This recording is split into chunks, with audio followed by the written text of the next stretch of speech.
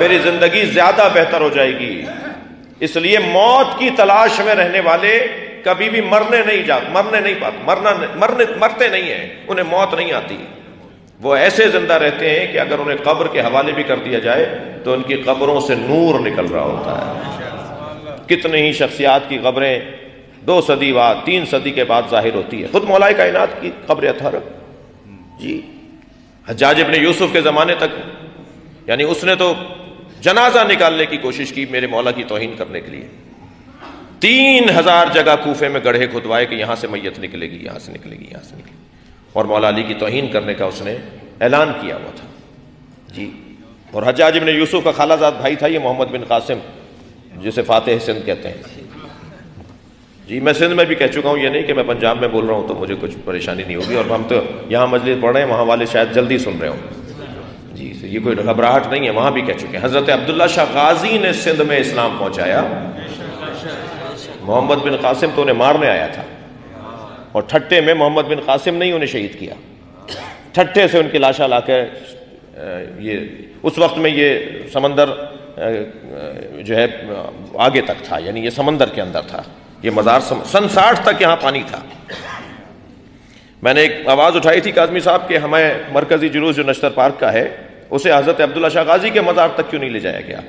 سن 47 میں جن بزرگوں نے بنیاد ڈالی آ کر پاکستان میں، ان جلوسوں کی، ان بہت سارے کاموں کی، بہت نیکیوں کی پہلے سے بھی تھا. میں جو پرانے یہاں کے رہنے والے ہیں ان کی خدمات کا اعتراف ہمیں کرنا چاہیے، مگر 47 کے بعد 4 برابر زیادہ ہو گیا نا، اس کو تو سبھی مانیں گے. ٹھیک ہے، تو میں نے وہاں ایک بات، تو بزرگ کچھ ملے مجھے کہنے لگے جی آپ کی بات اپنی جگہ ٹھیک ہے اور اچھی بات ہے کہ ہمیں پرسہ دینے کے لیے حضرت عبداللہ شاہ غازی کے مزار پہ جانا چاہیے تھا. امام جعفر صادق کے نمائندے تھے نا وہ، اہل بیت کے سب سے زیادہ معتبر ترین اگر کوئی شخصیت بر صغیر میں ہے جو ائمہ کے زمانے کی تو وہ حضرت عبداللہ شاہ غازی ہیں. تو انہیں ہمیں پرسہ دینا چاہیے تھا، وہاں جلوس ختم ہونا چاہیے تھا. تو انہوں نے بتایا سن 60 تک تو یہ پانی تھا، یہ تو سمندر تھا، اور یہ سمندر کے اندر ایک پہاڑی کی ٹیلا تھا، چوٹی تھی جس کے اوپر جا کے ان کو دفنایا گیا تھا. تو یہ تو بعد میں پانی پیچھے ہٹائے اور پھر وہاں پر کالونی بن گئی، جو آبادی ہو گئی، جو بھی بنائے گئے مکانات.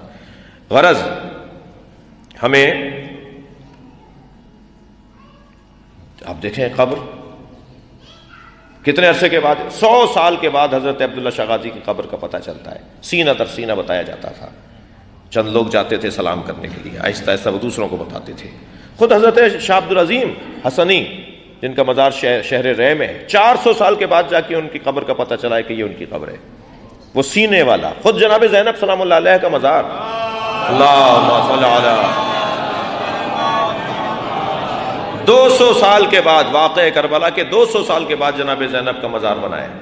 وہ سینے والا علم آگے چلتا رہا جی، خاندانی وہ سلسلہ جو چلتا رہا، وہ جو سینہ در سینہ بتایا جانے والا علم ہے. تو یہ مزارات، خود سرکار کا مزار یا امام حسین کا، یہ ایک ہسٹری ہے مزارات کی، اس کے اوپر کبھی اور تفصیل سے بات ہو.